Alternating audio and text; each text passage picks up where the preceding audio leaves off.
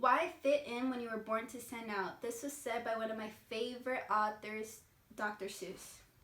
He was no ordinary children's book author. He was witty, he was smart. We all know and have read the famous popular books of Dr. Seuss, but what you all may not know is his backstory and the reasoning and meaning behind the books. As a young girl, I read a lot of his books, and now I've read a lot of articles. I read multiple articles about his life. So I'm here today to speak about the great Theodore Seuss Geisel, aka Dr. Seuss. I would like to inform you all by first describing who he was as a person. Secondly, I will examine the reasoning and meaning behind the books. Lastly, I will discuss the lasting impact he had on the world. For someone who has created over 60 popular books, children's books, you may be thinking what his life was like to create such phenomenal entertainment for children. To start off, I always thought that someone who created a children's book would have a perfect life, but that was quite the opposite for Dr. Seuss. As a young boy living during World War I, he had to sell a lot of war bonds, and he was quite good at selling war bonds. Him and a couple of other boys, and so 10 boys, including Dr. Seuss, who were really good at selling war bonds, were going to receive a trophy or an award for being so good at that. So when they came to receive their awards, Theodore Roosevelt, which was the president at the time, was handing them out. And Dr. Seuss, unluckily, was the last one. But mistakenly, they only had 9 trophies, like I said. 9 trophies instead of 10. So when Dr. Seuss came up, of course, Theodore Roosevelt was empty-handed and embarrassed Dr. Seuss because he did not know, that Theodore Roosevelt didn't know it was a mistake. So he just embarrassed Dr. Seuss, which led to his stage fright. Mark Mancini, a journalist for Mental Floss, reported in an article, October 27, 2013, Roosevelt stared down at Dr. Seuss and said, "What's this boy doing here?" making a humiliating mix-up even worse. As a young man, he attended college and was editor in a humor magazine, which he then got kicked out of for drinking, and secretly kept on editing under the name of Dr. Seuss as disguise, which then became his nickname. A reporter for a biography newsletter made an article on May 7, 2020, writing about how Dr. Seuss violated the prohibition laws for Dartmouth College, which is where he attended.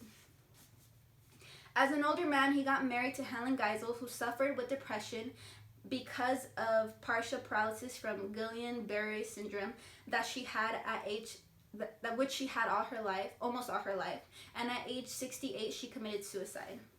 According to the history stories, on March 1st, 2012, they mentioned how Dr. Seuss's first wife, Helen, also had suspicion of her husband cheating on her with her close friend, which he then married after Helen's death.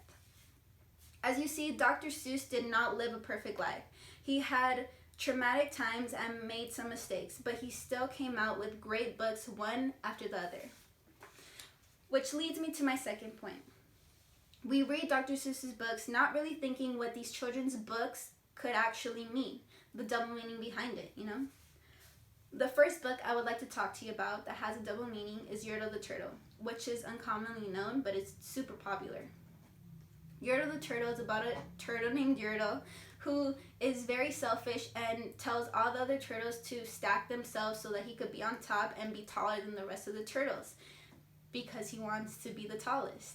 And so they stack themselves, and of course they're complaining to him, and he completely ignores them, and he sees that a hill's taller than him, so he tells him to continue to keep on stacking so he can be taller than the hill.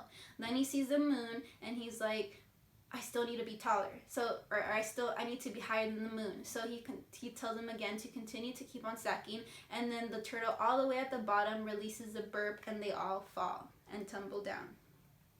Yertle the Turtle is supposed to be representative of the representation of Hitler, showing how inconsiderate, how selfish, and all he wanted was power.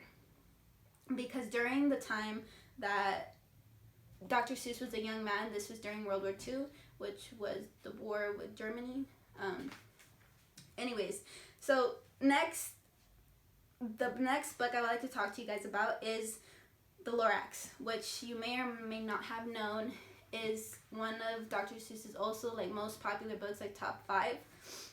But The Lorax is about an entrepreneur who goes into a forest, sees these beautiful plants and cuts them down, and he makes a fabric which is called a need, which is multi-usable for the people, and he cuts it down. In the Lorax, which is the creature talking for nature, tells him you can't cut down these trees, you can't cut down these plants, no one's gonna buy that. And so the entrepreneur proves him wrong.